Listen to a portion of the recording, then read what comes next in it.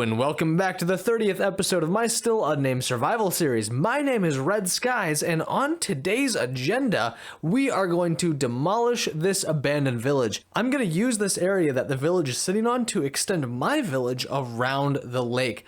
I've been playing on this world for quite some time now, and I think I am ready to actually work towards the vision I have for what I want this world to be, and I hope you guys enjoy it. And with all that said, I think it's time we tear down some homes. I think I'm gonna try and save all the resources from this village. There's a lot of non-craftable items here, like these cobwebs, but everything else is pretty much craftable, but it still seems like a waste.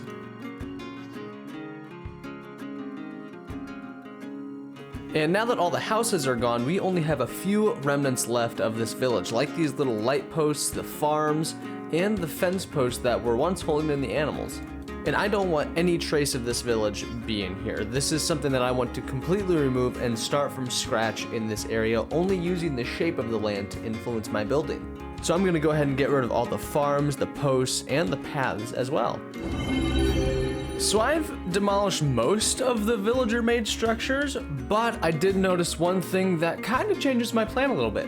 So if we look behind me in this little gulf right there, we have little islands that spawned because of the village. Houses were sitting on top of those little islands because the village spawned after the land formations. It's a little glitch that happens in Bedrock World Generation, and I don't want those islands either. So I'm gonna need to demolish those as well. After I get all this dirt taken out and this gulf kind of freed up in its true shape, I'm gonna do a little bit of terraforming. I've been looking at some pictures of coastlines of New England, and I love the steep cliff faces that they have. So I'm gonna build up a little mountain using some images and references from these beautiful coastlines to kind of inspire this small little terraforming.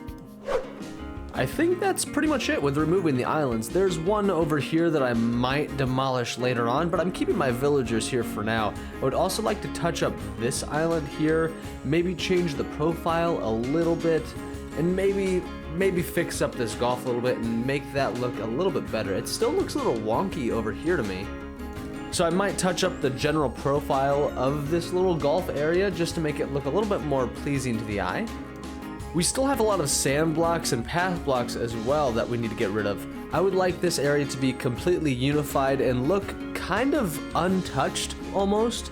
Right now it looks very ugly with the mixture of sand and path blocks. I don't quite like that. So I think I'm gonna use all the dirt I got from demolishing these islands and put it to some small terraforming, getting rid of all the sand and all of these path blocks and making this look like kind of a plains biome.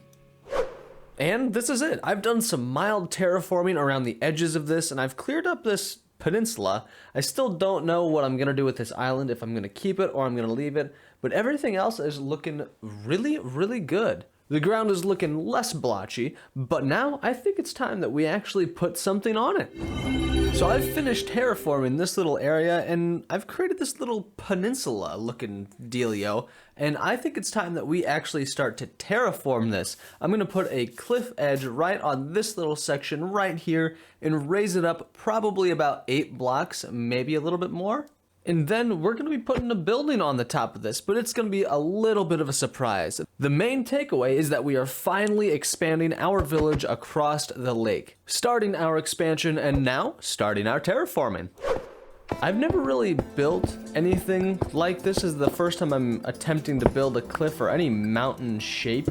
This is definitely something I want to get better at, but the idea I have for this is it goes kind of in and then out, mimicking some ocean cliff faces that I've seen pictures of, kind of like the waves have been eating away at the center of this cliff and leaving kind of an overhang. So I'm building up the base perimeter around where I want this cliff to be, and then I'm gonna work off of that.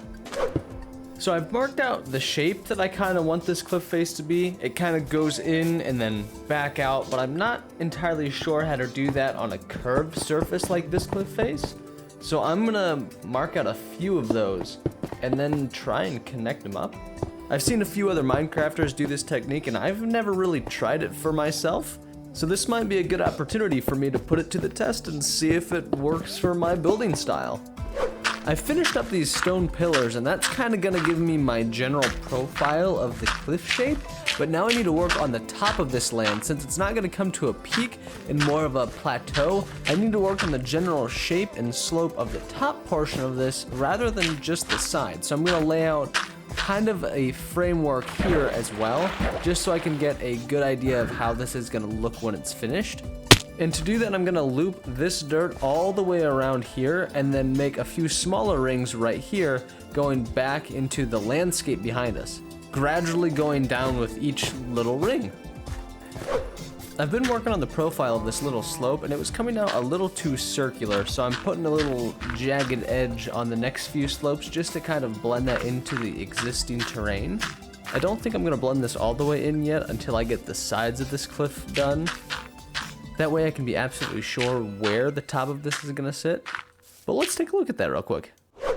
I'm liking the way a lot of this is laying out. I think I'm gonna do a little bit more along this left side, make it kind of slope into the ocean.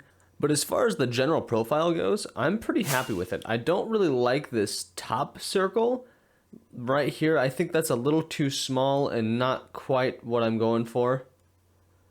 So I think I'm gonna remove it and just keep the lower level as the top. I'm pretty happy with how this shape is turning out.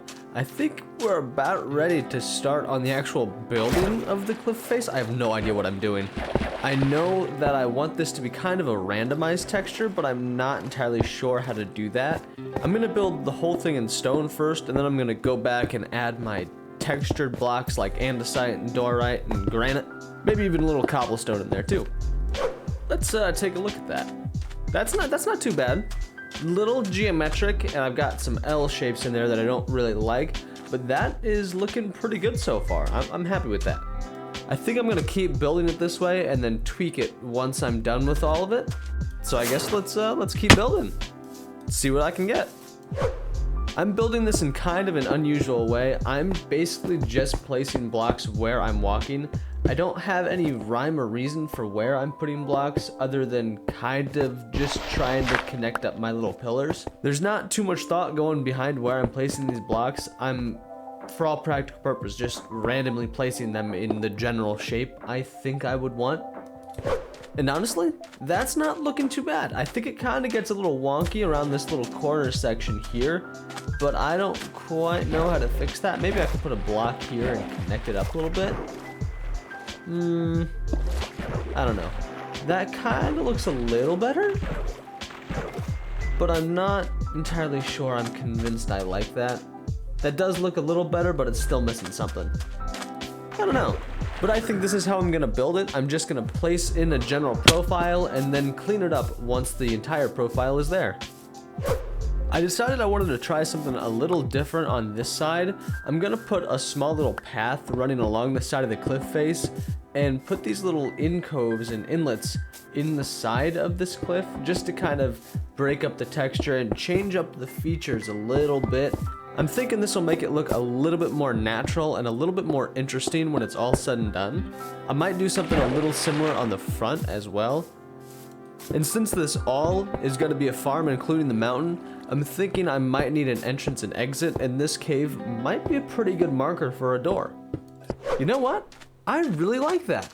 I really love the profile, the shape, and I think I'm gonna stick with this building technique. I also really love these caves and alcoves right on the right side, but that does bring us to the left side, which still needs completely built. But once I'm done with that, I think I'm gonna add some vines and maybe even a base at the bottom of this, just to give this little area some form of beachy feel, make it feel a little bit more natural once it's all said and done. I don't know. This is turning out way better than I thought it would, especially for my first time building anything like this. I was really expecting to change a lot of this and tweak this as I go, but honestly, it's turning out really good, which is fantastic. I think I like terraforming, so I might do some more of this. On this side of the cliff face though, I kind of want to change it up a little bit and make it slope inwards. That way I can slowly and gradually merge it in with the existing landscape, get it a little flat to merge with the plains behind us. And that might make it look a little bit more natural. I honestly don't know though. I think I'm going to cover this side with dirt as well to make it look a little bit more natural. and gradually go up into the cliff face. I'm just not entirely sure the best way to go about it. One thing that I do know is I have decided that I want some form of base at the bottom of this. I've been looking at some more pictures and reference images, and most of them do have some sort of curve going back out towards the ocean. I think it has something to do with the peak of the wave hitting more of the middle of the cliff and eroding that just a little bit faster than the base, and natural is what I'm trying to go for with this cliff. Building natural and organic looking structures is entirely new to me and entirely difficult, so all of this is really just a learning experience. I think now that I have the sides of this all filled out, I'm going to start working on the top of it and filling out the dirt sections. I'm going to bump this dirt up right to the edge and then maybe put some slabs around the corner just to kind of round out that edge and give it kind of a worn down look. I'm not sure if I'm going to keep that, and I really have no idea how it's going to look. I'm just kind of trying different things and seeing if I like it. I'm assuming this is pretty common knowledge for Bedrock now, but if you walk to any side while holding your right click button, you can place a block in a line off of itself, and it's really effective for filling out large spaces very quickly. I've gotten all of my lines placed for my little dirt platforms, and honestly, this is going by pretty quickly. I'm hoping that by adding the very top to this cliff, I could get a better feel and a better idea of how exactly I want this to look, and it'll get us just a little bit closer to that finished cliff. Definitely making some progress here, but I'm thinking we might need to light up the inside of this. We are definitely getting a mob problem now. Yeah, this is not supposed to be a mob farm. I'm gonna go grab some sea lanterns and light up the inside of this. I've grabbed a few sea lanterns, and I am just gonna light up everything underneath here, and I'm probably gonna light up the rest of the ground as well, just so when we do cover it up, nothing spawns from that as well. This actually isn't as bad as I thought it was. There's a lot less mobs in here than I thought there would be. Oh, we do have a bat. That's kind of cool. We're looking pretty good here. I really like the way that this pops above the water, and it's really coming together with the added dirt layers on the top. I think now I'm gonna work on this side over here. I'm gonna try and blend it in a little bit better with the ground and kind of merge it in with the natural terrain and see what I can come up with here. This left side naturally raises a little higher than the right, and I'm gonna try and work with that and make it kind of slope out a little bit more than it already is, just to try and blend that a little bit smoother and a little bit flatter. I think I'm gonna try and curve this out a little bit and try and match the curves of the shoreline a little bit. I'm thinking that might make it look a little bit more natural as that gentle slope goes up if it still kind of mirrors the bank. So far, I'm liking this profile and this general shape. I do think I need to incorporate a little bit more dirt into the stone area just to kind of make it look a smidge more natural than it is right now. I'm thinking that I am gonna try and finish this out now. I really liked my edges, and I liked my transitions, and I also liked my cliff face. So I think I'm just gonna add the rest of the dirt and fill this into the actual plains biome. And after that, I might tweak a little bit of the details here and there, and I definitely want to detail the cliff face too. So this is what I've got so far. I really like how this blends in with the natural terrain. I don't think I could have done a better job with this, but then again, I don't have much experience with terraforming, but I couldn't be happier with how this turned out. And on this side, I also have a little path going into the Gulf. I don't know exactly what I'm gonna do with this yet. I only know of one thing that I actually have planned for this area, and this is a fairly immediate plan. I'm going to be building a villager breeder, because honestly, I need one, and I've been putting off building one for quite a long time. I do want to make it look very pretty, so we're gonna be building something for it to fit inside today. But before we do that, I would like to start on the detail work for this cliff face and the very top of this little cliff. I want to make it look a little bit more realistic and a little bit more detailed than it is right now. So I think I'm going to start by adding some texture to the cliff face. So as you might notice right now, everything is stone, and that doesn't really appear naturally. in most Minecraft terrain, so I'm going to go ahead and add a few little splotches of different blocks like diorite, andesite, and granite, just to give it a little bit of texture and break up this gray, boring palette. I'm also going to throw in some other blocks like cobblestone and mossy cobblestone, just to give it more of a man-made feel rather than something that's spawned natural. I do want people to know that I made this cliff, and the easiest way to do that is by putting some unnatural blocks in it. I might also add some vines and some leaf blocks just to give it a little bit more color than this stony feel that we have. I've slowly worked my way around this cliff, just placing a few andesite blotches here and there, and I think it's time that I move towards the diorite. I do like the color that this brings, but I'm not entirely sure how much of it would be too much of it. I feel like I might not add the granite because that might be a little too much color for the feel I'm going for. So I think I'm just gonna add a little bit more mossy cobblestone and a little bit more diorite and totally skip out on the granite. I think in the end that might be a little bit better of a choice than adding the granite, just for the feel I'm trying to get with this area. I also think I've added way too much red into my village, and I think I'm going to try to avoid those colors from here on out, at least in this little section of my village. I got a little carried away when it came to the terraforming. As you can see, I've added the glowberries, some leaves, and a whole bunch of other stone variants inside of this cliff face. And I've also kind of cleaned up the edges just a smidge, making everything look nice and neat. But now that our cliff face is nice, neat, and very pretty looking, I think it's time that we actually build on top of our fresh new landscape and start this time lapse.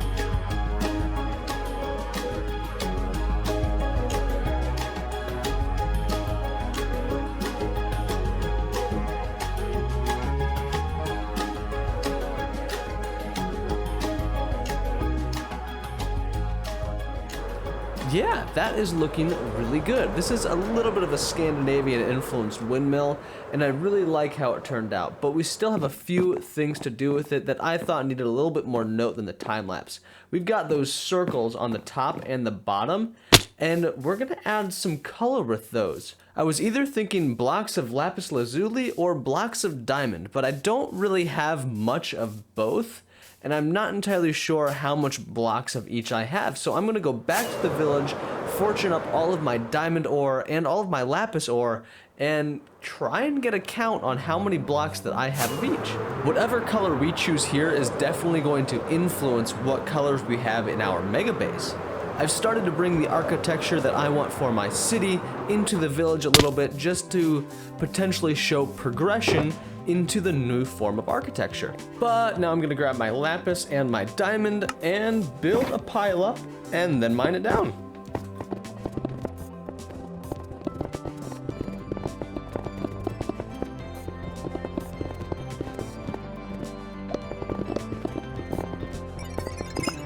I definitely had a lot more diamond ore, but I feel like I got way more lapis than I did diamond. I feel like that's a feature with Fortune that they added kinda recently. I'm not entirely sure though. We've got about the same amount of stacks. Whoa. That is very close. Huh. Well, that didn't really help my decision-making process at all, so I think we're just gonna go with the lapis because I feel like we can get more of that pretty easily. So I'm gonna go ahead and put these diamonds back now and then head over to our windmill. I have gathered up a little bit more to add to our building, and the first thing that I am gonna do is make a quick little pit stop right at the top of our building and add a lightning rod. This is gonna make our point just a little bit more pointy and protect all the burnable materials on the top of this roof. I think that looks pretty nice. I'm also gonna go around and on these corners add a few soul lanterns. The color of this lantern is going to mesh very well with the color palette and the windows that we're gonna add. They are also going to be blue. I was trying to get away from the red color that our village has now, and if you invert red, it turns to blue. So we're gonna be adding a few little pops of blue color all along these little windows as well. This shape and style is probably going to carry over to our main city build as well. I'm a huge fan of this style of architecture and these small little window designs as well.